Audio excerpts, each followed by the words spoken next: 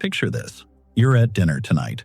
Someone brings up Roman history, the way someone always does, and you lean back and say it, casually, confidently. You know where the word salary comes from? Roman soldiers were paid in salt. That's why we say someone is worth their salt. Everyone nods. Someone says, fascinating. You move on. It feels good to know things. Here's the problem. There is not one ancient Roman source that says this happened. Not Pliny, not Livy, not Tacitus, not one military record or inscription in 2,000 years of Roman documentation. This story was not discovered by historians reading Roman texts. It was invented in Padua, Italy, by a Latin dictionary in 1771, and then copied by another dictionary and another, until it landed in trivia books, classroom handouts, and your dinner table conversation, wearing the face of ancient history. The most repeated etymology in the English language is a 250-year-old guess, and the way that guess became a fact is a more interesting story than the myth itself. Why salt mattered and why that's not the point. Before I take this apart, I want to give the myth its due, because it spread for a reason. It's built on things that are genuinely true. Salt was critical in Rome, not a seasoning, a strategic commodity. The Via Salaria, the Salt Road, is one of Rome's oldest roads, running northeast from the city to the Adriatic coast.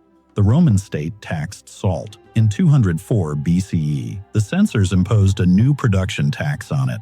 The historian Livy records this in Book 29, and he records the price: 1 sextans per Roman pound. A sextans was 1/6 of a copper as, 1/60th of a silver denarius. Meanwhile, Polybius, writing in the mid-2nd century BCE, records a Roman legionary's daily pay: 2 obols, equal to 1/3 of a denarius. Run the math. One day's soldier pay could buy approximately 20 Roman pounds of salt, around 6.5 kilograms. Salt wasn't precious. It wasn't rare. It was cheap, essential, and traded in massive volume. That is why the salt trade was economically significant. High volume, not high price. And here's the thing, the myth never survives. If salt cost 1/60th of a denarius per pound, paying an army in it would be operationally insane. You would need wagons of it. Wagons that could otherwise carry weapons, siege equipment, or actual food, for a currency worth less per weight than its own transport cost. For an army famous for logistical precision, no Roman supply officer signed off on this. The myth fails basic math before it fails the historical record.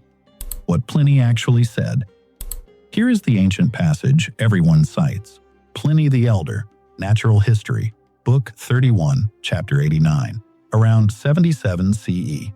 The Latin, Honoribus etiam militia eque interponitur salaris indedictus.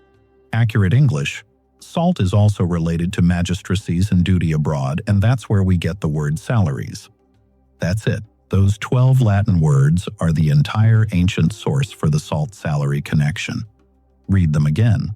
Pliny says salt is related to military honors. He doesn't say soldiers were paid in salt. He notes a connection he cannot explain.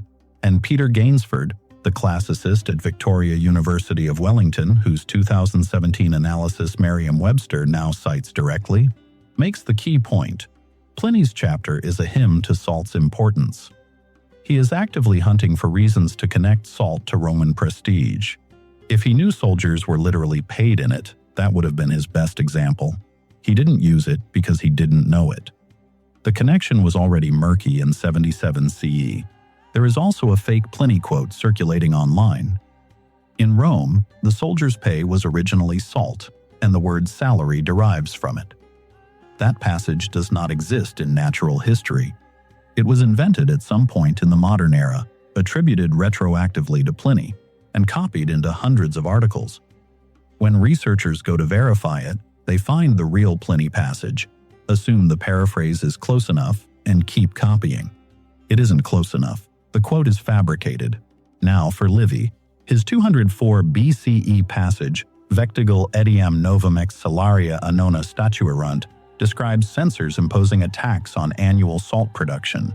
A tax on production. Nothing about soldier pay. Facciolati and Forcellini in 1771 read both passages in proximity and connected dots that were not connected in the original text. As for how Roman soldiers were actually paid, the word is stipendium, documented by Polybius, described by Tacitus, and now confirmed by archaeology. In 2019, a papyrus document found in the Roman military encampments outside Masada, one of only 3 Roman military pay documents ever discovered anywhere in the empire, was shared by archaeologist Dr. Joe Ball. It belonged to an auxiliary soldier named Gaius Messius, dated to around 72 CE. It reads, "I received my stipendium of 50 denarii, out of which I have paid, barley money 16 denarii, food expenses 20 denarii, boots 5 denarii, leather strappings 2 denarii, linen tunic 7 denarii. Total deductions, 50 denarii. Net pay, 0. Gaius Messius fought for the Roman Empire at Masada and came home with nothing in his pocket. Dr. Oren Abelman, senior curator at the Israel Antiquities Authority, summarized it. He seems effectively penniless after payday. A 1,900-year-old payslip, boots, food, barley, denarii, not 1 grain of salt. The dictionary that invented a fact. This is the part I need you to sit with, because what follows is not just a story of one etymology going wrong. It is a case study in how scholarly authority manufactures certainty. 1771, Padua, Italy. Giacomo Facciolati and Egidio Forcellini published Totius Latinitatis Lexicon, a comprehensive Latin dictionary representing decades of labor. In their entry for salarium, they write, "Propriae est annona salis, quae olim dabitur militibus." Strictly, the annual salt revenue which was once given to soldiers. This is not a translation of any ancient text. No ancient text says this. It is an inference, an educated guess based on reading Pliny and Livy in proximity. They connected dots that the original authors never connected. Watch what happens next. 1804, Leipzig. Johann Gottlob Scheller publishes Latin-German dictionary. He copies Facciolati and Forcellini. He doesn't go back to Pliny or Livy. He trusts the Italians. 1834, Leipzig. Wilhelm Freund publishes his expanded Latin-German dictionary. He copies Scheller. He adds a structural argument. We have calciarium for shoe money, vestiarium for clothing money, so salarium must mean salt money. The inference now sounds systematic, academic. 1879, Oxford. Charlton Lewis and Charles Short publish a Latin dictionary, the gold standard Latin reference for British and American universities for generations. They translate the German inference into English and present it as established meaning. They supply the phrase salarium argentum, salt money, marked only with the abbreviation SC, silicet, with argentum implied. That notation means the phrase is hypothetical, never attested in any Roman source. Nobody reads the abbreviation. They see salt money and believe it.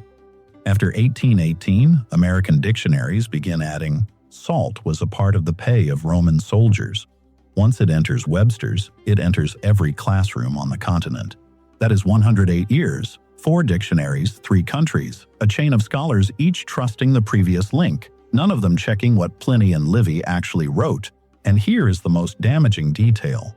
The Oxford Latin Dictionary, published in 1968, the most authoritative modern classical Latin reference, reviewed all the evidence and, as Gainsford documents, very properly avoids taking any view on the question.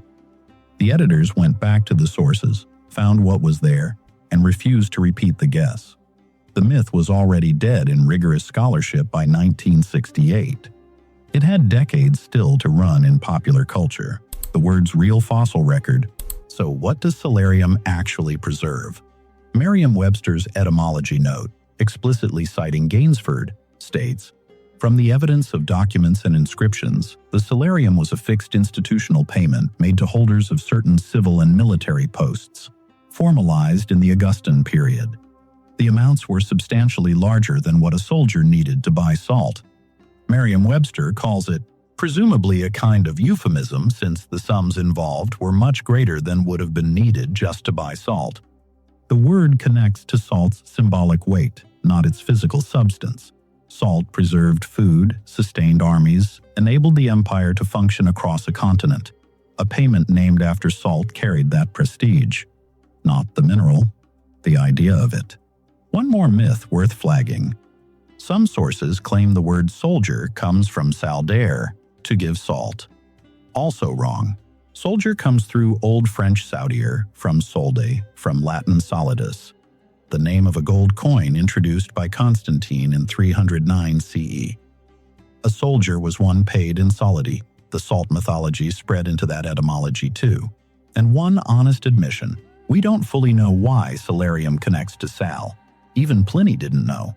The Oxford Latin Dictionary's position, acknowledge the salt root, decline to speculate on the mechanism, is the most defensible one. The connection is real. The story behind it is lost. What the word actually preserves is not a payment system, but an unanswered question from 77 CE. How a myth outlives the truth. Peter Gainsford published his analysis on January 11, 2017. Merriam-Webster cited him. The Oxford Latin Dictionary had already declined the claim since 1968. And yet, a 2025 search for salary salt Romans still returns page after page of confident, cheerful repetition. The phrase "worth your salt," first recorded by Royal Navy Captain Philip Beaver in his 1805 account of a West African expedition, writing of an unreliable crew member, "Halley's has been my most useful man, but of late not worth his salt." That phrase appeared 34 years after Fabricated and Forcellini invented the myth. Robert Louis Stevenson used it in Treasure Island in 1883.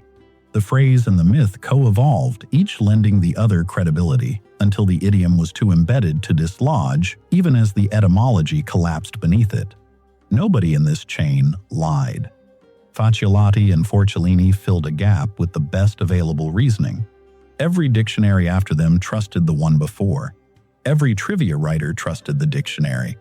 The system that was supposed to catch errors, citation, verification, going back to sources, failed at every step because the story was too good to question. That's what the word salary actually is, not a fossil of Roman salt payments, a fossil of how a plausible story, dressed in Latin, published by credible institutions, travels through the world looking exactly like history.